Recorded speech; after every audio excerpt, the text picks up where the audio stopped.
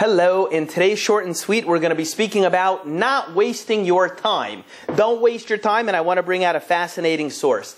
It says in the book of Bereshis, in the book of Genesis, chapter 24, verse 1, it says as follows. It says, now, Abraham was old. Avram Avinu, he was old. He was already in his, let's say, 170s. He was an elderly guy, and it says, Boba Yamin. He came with his days. What does it mean that Abraham came with his days? What does that mean?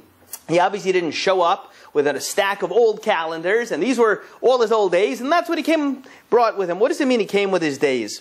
So, addressing this question, the Zohar HaKadosh in Parshas Vayechi says something very interesting. The Zohar says that in Gan Eden, in heaven, in Shemayim, the souls that are up there of the people who lived before, the souls actually have clothing. That's what the Zohar says. The souls in there have clothing. So what do they wear? They wear black and white. They're all tznius. What do the souls wear in Shemayim? So the Zohar says in Parshas Vayechi that the neshamas in Gan Eden, they wear clothing, and their clothing, what they are clothed in, is the time that was used by the person properly and correctly when that person was alive in this world.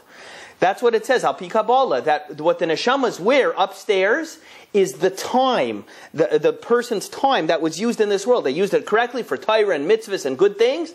That somehow, that correctly used time becomes the soul's garments in Shemayim upstairs. I would have thought, until I learned that Zohar, that the neshamas are sort of floating there in heaven, and they didn't have any kind of clothing on. I don't know, maybe, but that's what the Zohar says.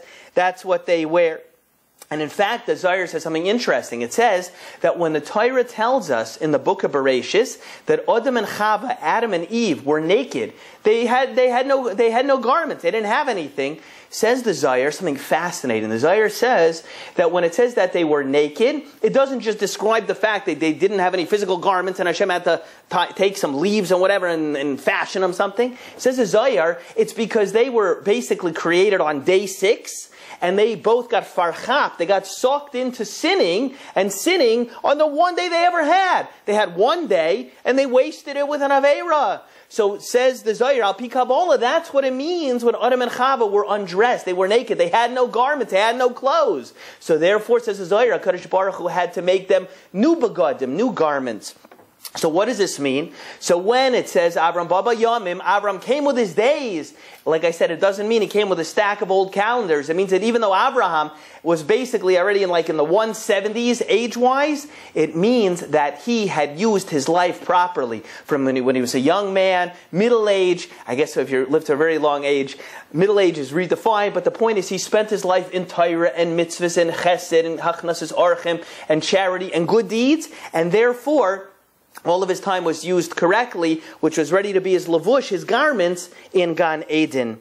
You know, when a person goes on a trip, let's say you visit Eretz Yisrael, or a person, lahavdil, visits Miami, or anywhere in between, you visit someplace, what happens? Well, let's say you go for a week, you're enjoying, you're relaxing a little, everything's okay. But the closer you get to the time being up of your trip, you begin to feel a pressure to do more, go more, see more, travel more, meet more, right? It happens all the time. A person goes to Eretz Yisrael, let's say they're there for 10 days.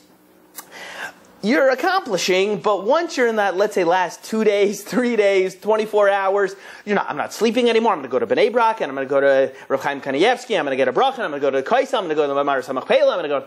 The person are running everywhere. And that's the derech hateva. That's the way a person is. When you know you're closer to your time being up, you start to put your foot on the gas pedal and do more. Sadly, that's many times the way people view life.